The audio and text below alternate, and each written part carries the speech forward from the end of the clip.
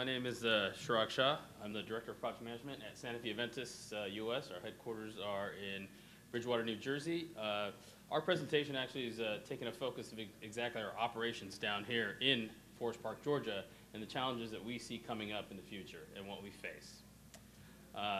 This is our Forest Park physical makeup. It's about 300,000 square feet.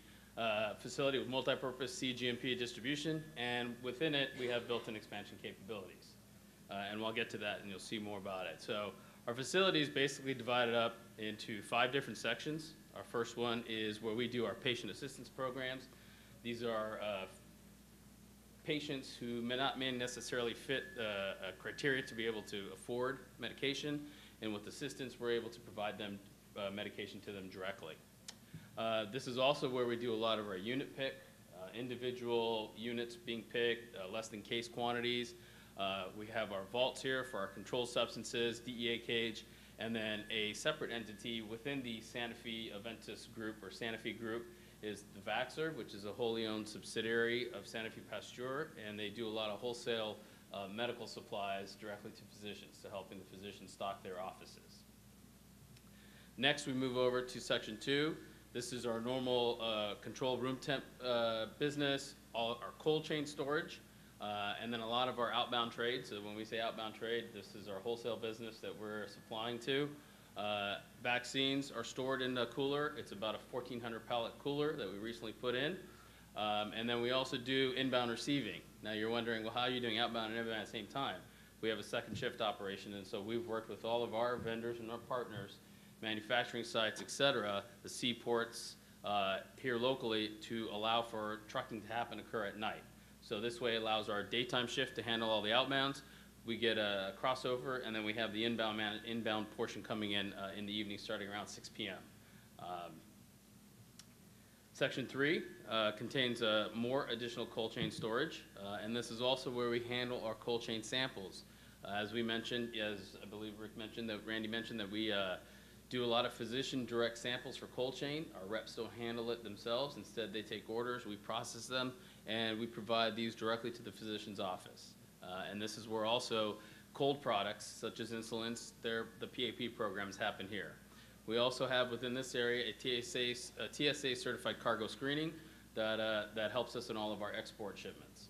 So our site is also a certified site where once we package it, there needs to be no more screening done at the local airports or hubs, et cetera.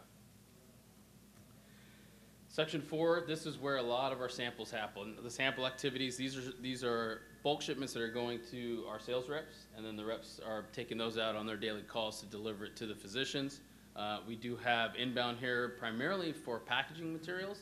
So as you can imagine, with a lot of vaccines and cold chains, there's a lot of styrofoam that sits within this building, because currently right now that seems to be the best medium to gain the longest, I'd say, pack out for cold chain shipments.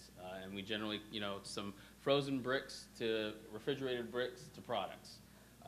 And we're always open to looking for new and innovative packaging that will allow us to have a longer pack out, because the longer the pack out we can get, the better transportation we can pick up. Instead of, say, necessarily a 1-day, or we can maybe shift more of it to 2-day ground, if we can, 3-day ground, et cetera. That helps cost overall. And this is where we keep a lot of our export products. Some of the products that come in are pass-through. They come in here, they sit, and then we wait for the orders to come either from our internal affiliates in Europe, Asia, et cetera, or it could be even third-party customers that we're shipping to. The last section is where we keep a lot of the educational materials. A few years ago, this would have been all the tchotchkes, the pens, the golf balls, and what have you. And once, of course, we went through and we've significantly reduced all that, gotten rid of it, and now it's primarily literature. So you can imagine 81,000 square feet, it's about 8,000 pallets worth of literature that our reps are going out on a daily basis having to hand out to keep physicians and everyone up to date of what are our products doing, what's the certain disease state doing, et cetera. It surprises that of all the five sections, this one takes up the largest amount. And it's amazing that of each of the sections, they all operate slightly differently in terms of how we have to ship stuff. So for instance, in section 5, a lot of it is FedEx either small parcels or if it's going to, say, a convention or a seminar, then we use like FedEx Freight or to move it around. If you go back to the samples in section 4, what we do, we use a 3PL company that basically takes it in bulk to their regional hubs, breaks it down, and then sets up delivery appointments directly with the reps in a 2-hour window to drop off their samples. Cold chain samples are all small parcel shipments. As I mentioned, white styrofoam coolers. The PAP programs are also direct to physicians in the patient's name, but they're generally small parcel shipments also. Now, as a company, we're looking at innovative ways to work with our partners to see, can we go to a bulk shipping program, and then the patient themselves would just get a card program potentially and go to their pharmacist to get their products fulfilled. For them, it's a benefit that they don't have to wait for it, they don't have to go to the doctor's office again, and they can just go to their local pharmacy and pick up their product. And the pharmacy gets reimbursed through the normal supply chain. Sections 2 is primarily full truckload, and of the full truckload business, a majority of our business are to 2 customers primarily, and that could be on average on a weekly basis at least 40 to 50 trucks going out to supply these 2 locations. And then section 1, which you mentioned, is VacServe, and the unit pick is, again, small parcel shipments or less than truckload freight or just pure freight. And moving along here, so that's just an overview of all the sections. The Forest Park operations, on average, we estimate about 1 million outbound shipments per calendar year. We currently have about 12,000 pallet locations in a temperature-controlled environment, of which about 3,300 is cold chain locations and 8,200 is the ambient room temp. And when we say ambient, it is still a temperature-controlled environment, so it's not just without any, it's regulated by heating and cooling. The inbound operations, as I mentioned in the evenings, receives and locates over 41,000 pallets per calendar. Forest Park is currently supported by 50 personnel.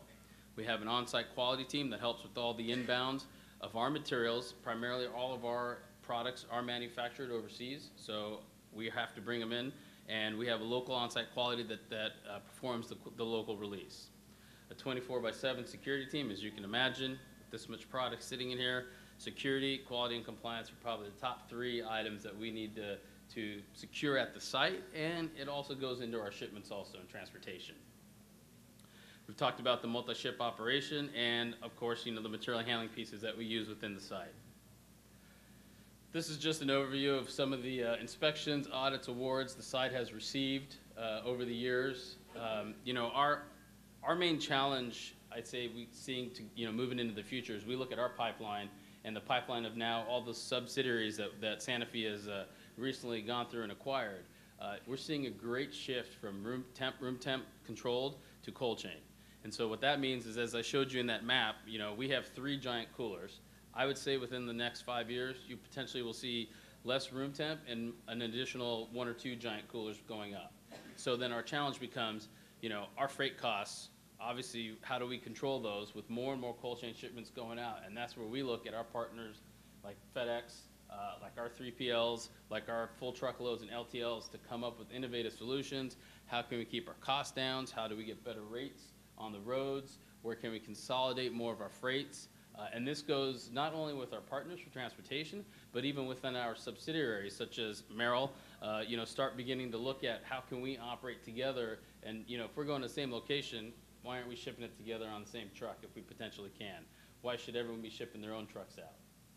And we'll continue to look at these projects moving forward, and this is where primarily a lot of focus is happening for Sanofi today, is in distribution, both from storage and warehousing to also transportation.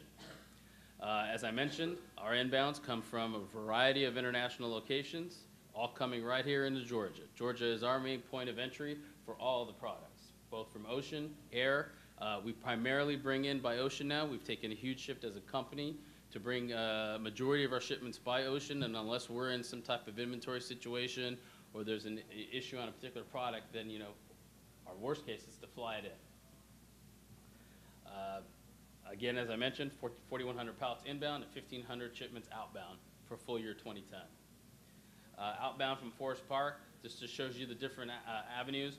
We do have a West Coast distribution platform. It's in Sparks, Nevada, and that handles maybe about 3% of our business. But because we have cold chain within the portfolio, it doesn't make sense to try to ship the cold chain out from all the way from Georgia to cover to the West Coast, and hence us, Pasteurs, which is the vaccine groups, we have a shared operations out there that helps manage that piece of the business.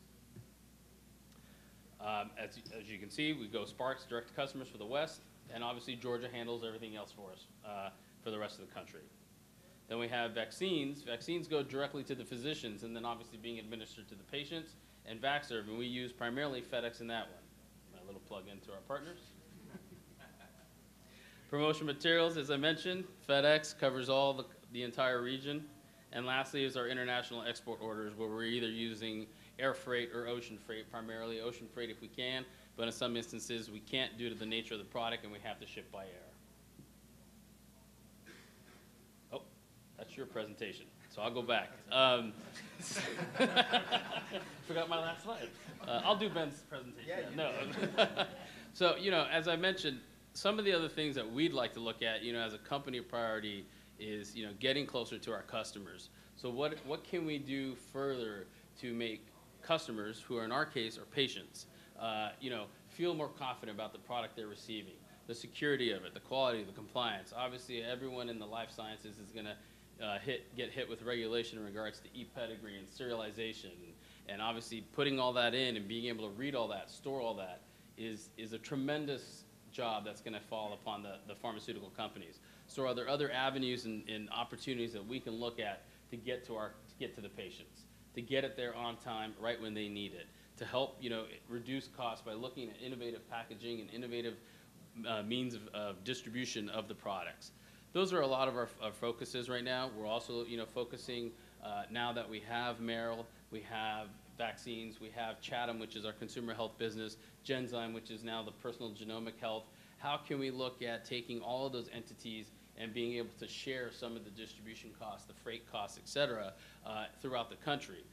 Everyone's been kind of treated separately to a sense, and everyone has distribution centers set up everywhere. We need to start looking at what's the best opportunity to maybe consolidate some of those if possible. Some of the businesses may not allow it, and some of it may. So those are opportunities that we're beginning to look at. Thank you again very much. Hope I gave you a good overview about Sanofi here in Georgia.